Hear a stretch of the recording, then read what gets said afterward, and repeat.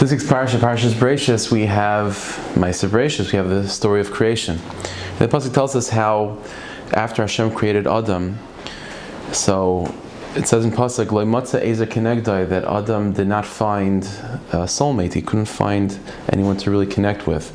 Until the Pasuk tells us that Hashem put Adam to sleep, took a rib out of Adam, and developed that into Chava, into his wife. And finally, Adam and Chava, Adam was brought back out of the slumber, and Adam and Chava were able to have a relationship face to face as husband and wife. Now, what's amazing is that the Torah describes Chava and his wife as an Ezer Kenegdai, a helper opposite him.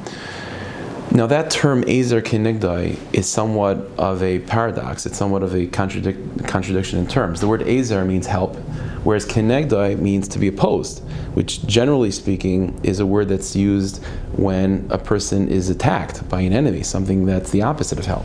So what does it mean, Ezer Kenegdai? So there's a teaching from the man Shilach, the Ishbitzer.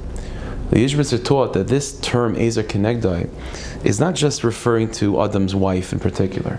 This is a general rule in all of creation. The Ishbitzer teaches that Hashem established life in such a way where, generally speaking, everything that is opposed to us is actually helping us at the same time.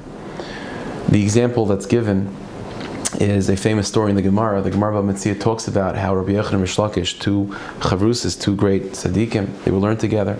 And the Gemara tells us how tragically Rish Lakish passed away suddenly, and Rabbi Yochanan was left without a chavrusa, without someone to learn with.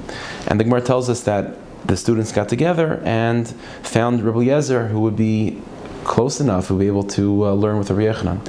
And the Gemara says that after learning together, Rabbi Yochanan became even more sad and more depressed over the loss of his friend Rish Lakish. And Rabbi Yochanan explained, he said that whenever I said a thought in Torah, Rish Lakish would ask me 24 questions, and he would oppose me. And through that opposition, truth became clarified. But with Rabbi Eliezer, my new chavrusa, every time I raise a point, he brings me 24 proofs. And Rabbi Yochanan said, I don't need people to tell me I'm right. I think I'm right anyway. I need to be told I'm wrong.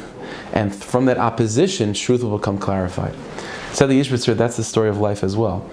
Everything that we come across, every Yetzer Hara we're confronted by, every obstacle that we're confronted by, instead of thinking them as obstacles and things that are trying to take us down, we have to think of them as Ezer Kenegdais, think of them as things that are opposing us in order to bring out from ourselves a greater strength and a greater truth. And looked at with that perspective, then even things that are Kenegdai are in truth the greatest azaras, the greatest helps of all. And that's Ezer Kenegdai. Things that are opposed to us are in truth helping us by being opposed to us. The more a person finds obstacles in their path to become a better person, instead of being discouraged by that, a person should strengthen themselves by realizing that Hashem is giving them more and more opportunities to discover deeper reservoirs of strength. And the more a person does that, the more confidence they'll have to overcome those obstacles and to be able to then receive them in a way of Ezer Kenegdai.